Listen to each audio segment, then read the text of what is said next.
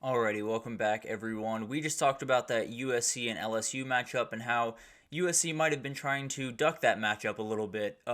In week one, and definitely not necessarily the best look for that USC program right about now. But let's get into some betting lines and who I like early in the football season. We have some great matchups week 0, week 1, week 2. We'll get to a couple of them, obviously not all of them because there are so many lines that I think are going to shift or think are going to change, but do want to give you guys an idea of where the big time games sit right now and definitely how I'm kind of feeling about them. Now, as I said, I am not a betting man. If you do bet these, do not get mad at me. If you bet these and get them right, though, give me all the credit. I'll take all the credit, none of the blame. I'm all for that. But let's get into this and talk about all of these crazy lines. So it starts off in week 0. I think we can all agree that we are looking very much forward to that FSU Georgia Tech game. There's no two ways about that. Cannot wait for that game to get going. And I think it's only about 87 days out, if I have my math correct. But Florida State is currently favored by 13.5 points, so just a touch under two touchdowns there over in Ireland. And this one's going to be fascinating to watch. I think when you look at this game at face value, if you look at the two rosters, Florida State wins by probably about 21 points, right? I don't think there's any question about that. But when you look at they got to travel to Ireland, when you look at all the transfers that came in for Florida State and are still trying to get their feet wet with the offense and everything like that, and you look over at Georgia Tech and you have Haynes King and you have Buster Faulkner on the same exact page, and that offense being one of the highest scoring offenses in the entire ACC a year ago, it gets a little bit more sketchy, I guess. Now, the Florida State defense is going to be incredible. Don't get me wrong. I do think they're going to be able to at least slow down this Georgia Tech team, but it's going to be really hard to stop them because they do such a good job of moving the pocket, of getting Haynes King out on the edge and getting the ball out of his hands quickly, which obviously kind of at least neutralizes a pass rushing to a certain extent. Doesn't necessarily get rid of it entirely, and especially against a team like Florida State, it's going to be impossible to get rid of it entirely, but it does help it kind of subside a little bit and let you kind of get into the flow of the game a little bit more. So when I look at this game, I think I'm having a little bit of trouble because Florida State is the better team on paper. There's no two ways about that. Florida State would win this game if it was in Atlanta, if it was in Tallahassee, if it was in, Timbuktu. It doesn't matter.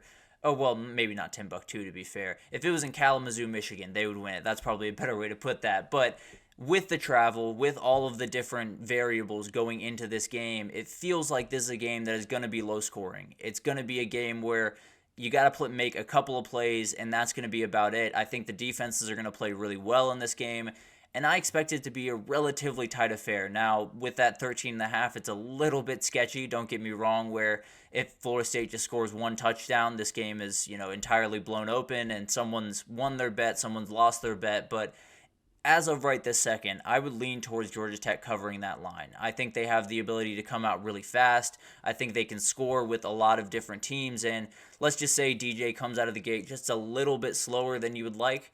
It's definitely a game that could be a lot closer than some people might think. But let's move back over to America for a second here, and let's move to week 1, and let's talk about Georgia. Same exact line for Florida State Tech. They are favored by 13.5 over Clemson, and that one is in Atlanta. This one's a little bit tough. I do think Clemson is going to come out of the gates really fast and aggressive. I think they've heard all the talk this offseason, and they're really ready to kind of make a statement. All that being said, I think a lot of things could go right for this Clemson team, and they could still lose the game by 2 touchdowns, if I'm being totally honest. I think, Cade Klubnik could take another step. Bryant Wesco could have a great game. But at the end of the day, Georgia is just going to be too much for this team. I think Georgia definitely wins this game. Now, the question is, do they win it by 14 or more?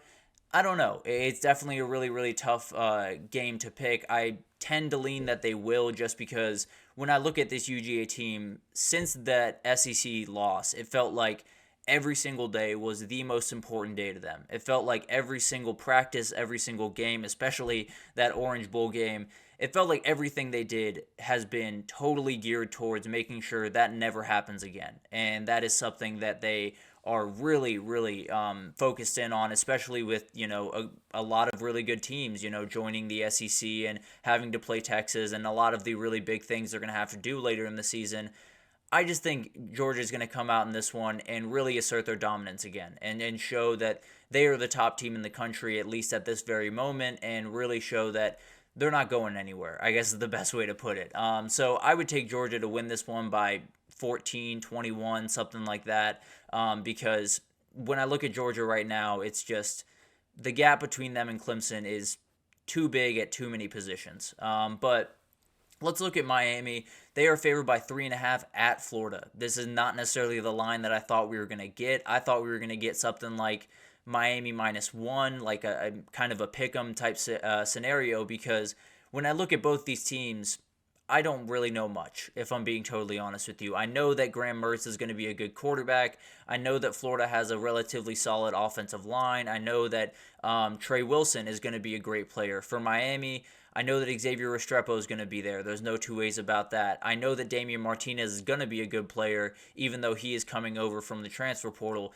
Cam Ward, I have full confidence in, but you don't really know exactly what heights he's going to hit until he gets on the field. So Miami on paper, I would lean towards being the better team. But Florida also has the quarterback that's coming back for a second year and an offensive line that's going to be really good. And they have a lot of things that are going in the direction on top of playing in the swamp. So this is one that I really wouldn't touch with a 10-foot pole, if I'm being totally honest with you. I have no beat on this one. I think it's very possible that we see this shift all over the place before this game starts. I think I would lean Florida to cover. I think I would lean this game to be a very, very close, hard-fought game. But man, I can't make a decision because neither of these teams make much sense to me. Neither of these teams I know much about. I tend to believe that Miami's going to be the better team, but I'm not sure about that. There's a lot of moving parts there that I cannot guess, to be totally honest with you. But let's move on to Notre Dame and Texas A&M. A&M favored by 1 at home against Notre Dame. Notre Dame, obviously one of the big-time teams coming into this year in the entire country, so definitely one to watch there. And I think one of the big things here is I don't know what Riley Leonard looks like yet. He was not fully healthy throughout spring. He has not taken a ton of snaps. We haven't heard a lot about him.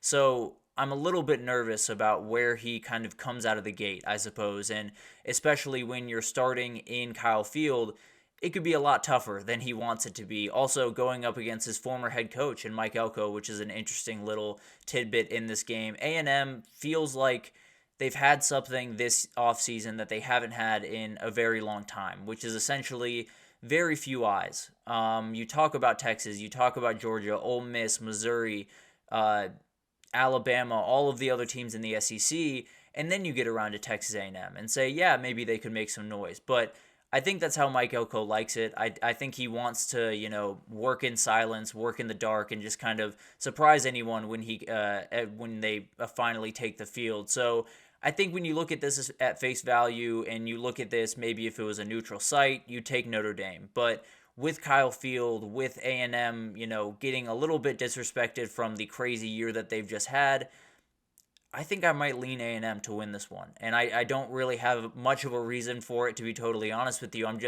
I'm picturing in my head Mike Elko getting that first big win, everyone getting a ton of excitement around A&M, and maybe it not being the full year that they want it to be, but at least coming out of the gate really fast and making some fans very excited about this upcoming year. But let's move on to week 2, and let's talk about Texas. They're favored by 3.5 at Michigan. We just talked about Michigan. They're going to be a very, very tough out. There's no two ways about that. That defense is going to be incredibly hard to score on. Now, if you can spread them out, you can do a little bit better, and Steve Sarkisian does an incredible job of spreading defenses out. So that is a huge benefit for Texas going into this game. I think going into the Big House for the first time is going to be something to watch. I think they're very glad they don't have to play this game in November, because that would be a huge advantage in Michigan's direction. But I do think this is going to be one of those games where, kind of like the Bama game last year with Texas, where it's a good game, they're battling back and forth, but Texas just always has their nose in front. And then towards the end of the game, they kind of just pull away with maybe just one big touchdown like they had to A.D. Mitchell a year ago at Bama. So I tend to think they'll win probably by around 10. And obviously, this is going to be a hard-fought game. I think probably a relatively low-scoring affair for the most part. But when I look at Texas, it just feels like they have more answers than Michigan does for the most part. But then let's look at Colorado and their big time matchup against Nebraska. They do play North Dakota State in week 1, which is a game we will absolutely break down because I am very interested in how that one goes. But Colorado going to Nebraska. Nebraska favored by 6.5 points. Last year, Colorado was up the whole game. They pulled away late. It was kind of close at times. They were up 13 at halftime.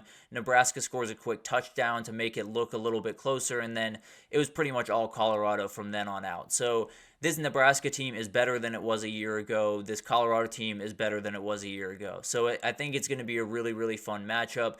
When you look at why Nebraska lost that game, with all due respect, it was one guy, and it was Jeff Sims. And they have changed that. Dylan Raiola is going to be, this is kind of his introduction to the college football world. And definitely a lot of people will be watching this game very closely. I'm sure a lot rooting for Colorado to lose in this game. And I tend to believe that's the way it's going to go. I think Nebraska is just more solid. I think their bones are just better. I think when you look at the two line of scrimmages, Nebraska's going to win those battles at least 9 times out of 10. I understand that when you look at the rosters, Colorado they definitely have the best 2 players. They definitely have a lot of the elite talent. But when you look from a depth perspective, when you look from a physicality perspective, it all goes Nebraska's direction. On top of all that, getting them at home, I would lean the Cornhuskers in this one. And that would be a really good win for my Matt Rule and getting this season rolling the right direction. So those are some early takes on those lines. Obviously, I am fully at my discretion to change on a whim. I don't necessarily think this is the way that I'm going to go for all of these games. Also, these lines could move very, very quickly, but we definitely got some very interesting ones throughout this week, and I definitely wanted to cover them just because it gives you an idea of where everyone's sitting right now. I think maybe some people thought that Florida State line would be a little bit bigger, or maybe that Texas A&M line would be flipped, or maybe the Miami line would be flipped. So definitely a lot of interesting things there, but those are my takes early on, and we'll get back to that once those games start to come around. But we're going to take our third break here. When we come back, we're going to talk about some of the best teams for the top contenders. I did this yesterday with some of the top teams in the country. I took another 5 teams. We're going to do Ole Miss, LSU, Utah, Penn State, and Michigan today, and we'll break that down right after this, so stick with us.